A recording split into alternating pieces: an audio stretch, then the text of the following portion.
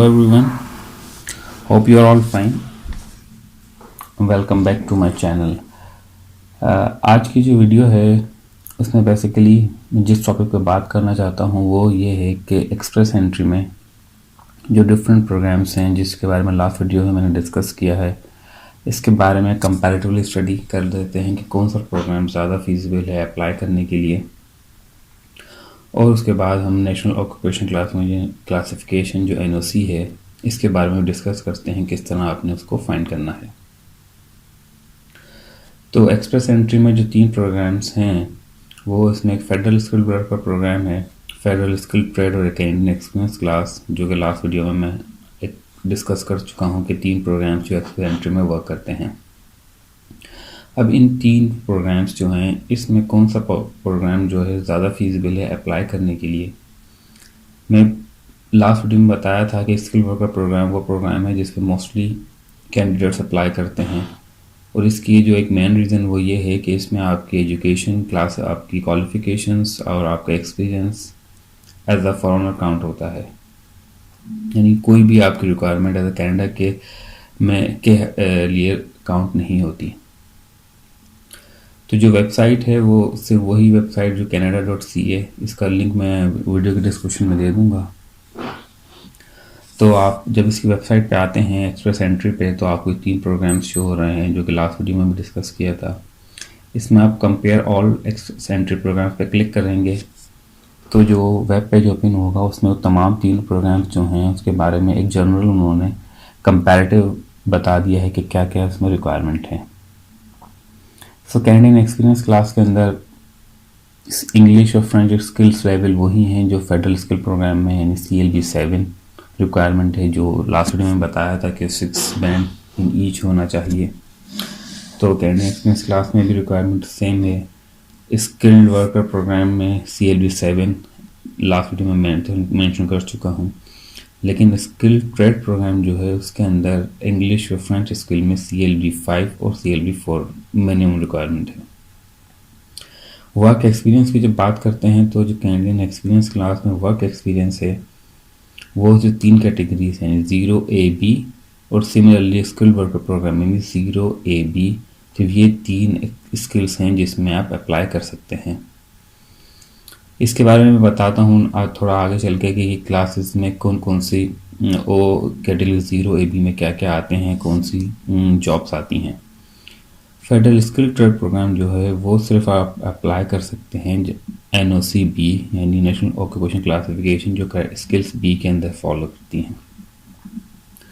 Experience की बात करते हैं तो कैनेडियन एक्सपीरियंस क्लास में जो एक्सपीरियंस है वो 1 year in the last 3 years Canada का एक्सपीरियंस काउंट होगा, जबकि फेडरल स्किल प्रोग्राम में जो मैं बताया था कि 10 ईयर्स में लास्ट 10 ईयर्स में एक ओनली 1 ईयर का कंटिन्यूस एक्सपीरियंस होना चाहिए, और ये आपका एज जिस कंट्री से अप्लाई करते हैं वहाँ पर या कोई और कंट्री का अदर देन कनाडा होगा तो अप्लाई कर सकेंगे। और स्किल ट्रेड प्रोग्राम के अंदर लास्ट 5 ईयर्स में 2 ईयर्स का कंटिन्यूस एक्सपीरियंस होना चाहिए या पार्ट टाइम एक्सपीरियंस। यहाँ तक तो एक बात इजी हो गई, समझ चुके हैं कि क्या है इसका। अब इसके अंदर जो जॉब ऑफर है वो कैनेडियन एक्सपीरियंस क्लास में रिक्वायरमेंट नहीं है, लेकिन इसके अंदर क्या रिक्वायरमेंट थी कि एक्सपीरियंस आपका कनाडा में होना चाहिए। फेडरल स्किल प्रोग्राम के अंदर कोई रिक्वायरमेंट नहीं है कि जॉब ऑफर की, लेकिन स्किल ट्रेड प्रोग्राम में आपको जॉब ऑफर कंपलसरी होनी चाहिए और 1 साल का कम से कम कॉन्ट्रैक्ट पीरियड हो, यानी आपको कनाडा के एम्प्लॉयर से 1 साल का कॉन्ट्रैक्ट का जॉब ऑफर हो तब आप इसमें अप्लाई कर सकते हैं। यही रीज़न थी कि मैंने कहा था कि स्किल वर्कर प्रोग्राम सबसे इंडिपेंडेंट प्रोग्राम है जिसमें आप अप्लाई कर सकते हैं, आपकी तमाम कैपेबिलिटी और एबिलिटी एज अ फॉरेनर के तौर पर काउंट होंगी, यानी एक्सपीरियंस, आपकी एजुकेशन, सब कुछ। तो ये एक जनरल इन 3 क्लासेस के बारे में ओवरव्यू हो गया, और इसमें हमें बता दिया कि जनरल क्या क्या रिक्वायरमेंट्स हैं, और इन 3 से भी यही आपको पता चल रहा है कि कैनेडियन एक्सपीरियंस क्लास ही ज़्यादा ईजी है अप्लाई करने के लिए। अब जो इसमें इम्पॉर्टेंट कुछ पॉइंट्स हम डिस्कस करते हैं कि नेशनल ऑक्यूपेशन क्लासिफिकेशंस क्या क्या होती हैं और आपने किस तरह से NOC आपकी पर्टिकुलर फील्ड के अंदर फाइंड करना है कि आपकी कौन सा एनओसी नंबर होगा अगर आप फॉर सपोज एज इंजीनियर या बैंक के तौर पर अप्लाई करते हैं। तो एनओसी नेशनल ऑक्यूपेशन क्लासिफिकेशन, इस पर जब क्लिक करते हैं तो आपके पास जो वेब पेज ओपन होगा उसके अंदर एनओसी के बारे में कौन कौन सी एनओसीज हैं और उस एनओसी में कौन कौन सी जॉब रिक्वायरमेंट्स होती हैं। एनओसी के अंदर जो ड्यूटीज़ और वर्क ग्रुप्स हैं वो डिफाइन हैं स्किल टाइप 0। स्किल टाइप 0 में जो जॉब्स या आपकी जो एक्सपीरियंस है वो एज अ मैनेजर के तौर पर हो। लेट्स सपोज आपको कोई रेस्टोरेंट का एक्सपीरियंस हो मैनेजर, आपको कोई माइनिंग इंजीनियर एक्सपीरियंस हो, या आप कहीं पर और कोई फिशिंग का एज अ मैनेजरियल आपका कोई एक्सपीरियंस हो।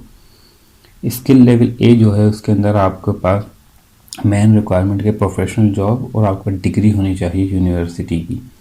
सपोज आप कोई डॉक्टर हैं, इंजीनियर हैं, इसी तरह आर्किटेक्ट्स हो गए। स्किल लेवल बी जो है उसके अंदर आपके पास कॉलेज डिप्लोमा या कोई अप्रेंटिसशिप किसी आपने ऑर्गेनाइजेशन में की हो। इसमें सपोज कर दें यहाँ मेंशन है शेफ्स, प्लम्बर्स और इलेक्ट्रीशियन। इसके अलावा और भी कोई भी आपके पास अप्रेंटिसशिप या 1 साल का कहीं एक्सपीरियंस हो और आपका कोई डिप्लोमा होगा तो वो स्किल लेवल बी के अंदर फॉल करेगा। इसके अलावा भी बहुत सारी फील्ड्स हैं, तो जस्ट एग्जाम्पल्स और इन्होंने मेंशन की हैं कि शेफ्स, प्लम्बर्स या इलेक्ट्रीशियंस।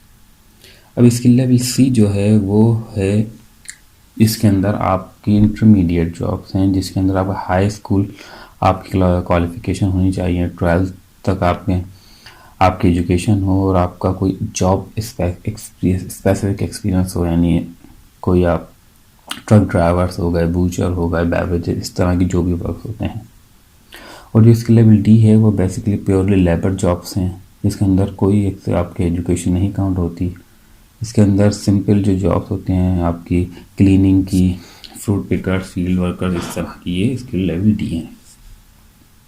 अब इस वेब पेज में जब नीचे आते हैं तो आप जो मेन है कि आपने स्किल टाइप जो है वो कैसे फाइंड करना है और अपना एनओसी नंबर कैसे फाइंड करना है। इसके लिए आपने नीचे इस वेब पेज पे आते हैं तो नीचे फ़िल्टर आइटम्स, यहाँ पर आपने अपनी फील्ड जिसमें आपका एक्सपीरियंस है और जिसमें आपके पास डिग्री है जो अप्लाई करना चाहते हैं वो आपने लिखना है। मैंने फॉर सपोज इलेक्ट्रिकल इंजीनियर को सर्च किया, तो जब सर्च करते हैं तो आपके लेफ्ट हैंड साइड पे जो नंबर आ रहा है वो आपका एनओसी नंबर होगा। उसके नीचे टाइटल होगा, वो उस टाइटल पे जैसे इंजीनियर सेलेक्ट किया तो इलेक्ट्रिकल इंजीनियर, और उसके राइट हैंड साइड पे जो आएगी वो स्किल टाइप आएगी कि वो category A, B, C, D जिसमें से भी है। तो इलेक्ट्रिकल इंजीनियर का एनओसी नंबर ये 2 आ रहे हैं, 21332241, और स्किल टाइप ए भी, यानी इलेक्ट्रिकल इंजीनियर सिर्फ स्किल टाइप ए और बी के लिए अप्लाई कर सकते हैं और इन 2 एनओसीज के अंदर। अब ये एनओसी आपने खुद सेलेक्ट करना है। अब ये किस तरह आप सेलेक्ट करेंगे, हर एनओसी को आप नोट डाउन कर लें, स्किल टाइप नोट डाउन कर लें और टाइटल नोट डाउन कर लें। उसके बाद आपने इस एनओसी पे इसका कितना एक्सपीरियंस है वो देखना है कि इसमें कनाडा के अंदर इस एनओसी या एज अ इंजीनियर इलेक्ट्रिकल कौन कौन सी ड्यूटीज़ परफॉर्म होती हैं या वहाँ पर as a engineer electrical perform करते हैं। उसके लिए आपने इस वेबसाइट पे एनओसी के वेबसाइट पर क्लिक करना है। इधर आएंगे तो आपके पास सर्च बाय जॉब टाइटल और सर्च बाय एनओसी कोड। आपने एनओसी कोड के साथ सर्च करना है, तो एनओसी कोड मुझे पता है 2133, उसको मैंने टाइप किया जो यहाँ, और आगे सर्च पे क्लिक करेंगे तो आपको इलेक्ट्रिकल इंजीनियर के इस कोड पे कनाडा के अंदर कौन सी ड्यूटीज़ परफॉर्म करते हैं वो आपको में मेंशन हो जाएगा। अब ये एग्जांपल टाइटल्स हैं कि एज अ इलेक्ट्रिकल इंजीनियर ये तमाम वो आपकी टैक्स हैं या आपका है कि जिसके अंदर इलेक्ट्रिकल इंजीनियर फॉल करते हैं। Television system engineer, avionics, electrical design engineer, तमाम के तमाम ये डिफरेंट टाइटल्स हैं इलेक्ट्रिकल इंजीनियर्स के। अब ड्यूटीज़ पे जब नीचे आएंगे हम तो ड्यूटीज़ मेंशन कर रहे हैं कि इसमें से जो जो ड्यूटीज़ इलेक्ट्रिकल इंजीनियर परफॉर्म कर रहे हैं इसमें से मोस्टली या कुछ आपने इस पोस्ट पे रह के आपने जब एक्सपीरियंस पे आप अप्लाई कर रहे हैं तो 1 साल में आपने जो इलेक्ट्रिकल इंजीनियर में ड्यूटीज़ परफॉर्म की हैं वो इन मेन ड्यूटीज़ के अंदर कुछ ना कुछ आपने परफॉर्म की हों। अगर आपने परफॉर्म नहीं की होंगी तो फिर आप कोई दूसरा एनओसी उससे रिलेटेड फाइंड करेंगे, जैसे इलेक्ट्रिकल इंजीनियर की ये दूसरी जो एक और कोड मेंशन हो रहा था वहाँ पर। तो ये मेन ड्यूटीज़ आ गई। एम्प्लॉयमेंट रिक्वायरमेंट बता दी कि इलेक्ट्रिकल इंजीनियर होगा तो यूनिवर्सिटी डिग्री होनी चाहिए या मास्टर या डॉक्टरेट डिग्री हो। या आपके पास कोई प्रोफेशनल एक्सपीरियंस हो, ये सब कुछ। तो तमाम डिस्क्रिप्शन उसके अंदर में आ गई कि ये एनओसी के अंदर क्या क्या चीज़ें हैं। एक्सक्लूजन्स का ये है कि आपका as a electrical engineer in NOC पे अप्लाई नहीं कर सकते। जैसे कंप्यूटर इंफॉर्मेशन सॉफ्टवेयर इंजीनियर, ये इलेक्ट्रिकल इंजीनियर काउंट नहीं होगा। इसी तरह 2147 2241 एंड सिमिलरली इस तरह। तो ये तो आपके तमाम एनओसीज फाइंड करने का, और एनओसी में कौन कौन किस तरह से आपने ड्यूटीज़ को फाइंड करना है वो यहाँ से आप देख सकते हैं। आपकी जो भी पर्टिकुलर फील्ड है उस तरह आप सर्च करें, उस एनओसी और कैटेगरी या स्किल टाइप को नोट कर लें, और उसके बाद आप इस ड्यूटीज़ को देख कर आप डिसाइड करें कि आप इस एनओसी पे अप्लाई कर सकते हैं या नहीं। अदरवाइज आप कोई और एनओसी फाइंड कर सकते हैं, जिसे 2241 भी एक इलेक्ट्रिकल इंजीनियर में फॉल करती हैं। तो ये तो एक सिंपल तरीका हो गया, बहुत आसान है, जिससे आप एनओसी फाइंड कर सकते हैं और आप अपना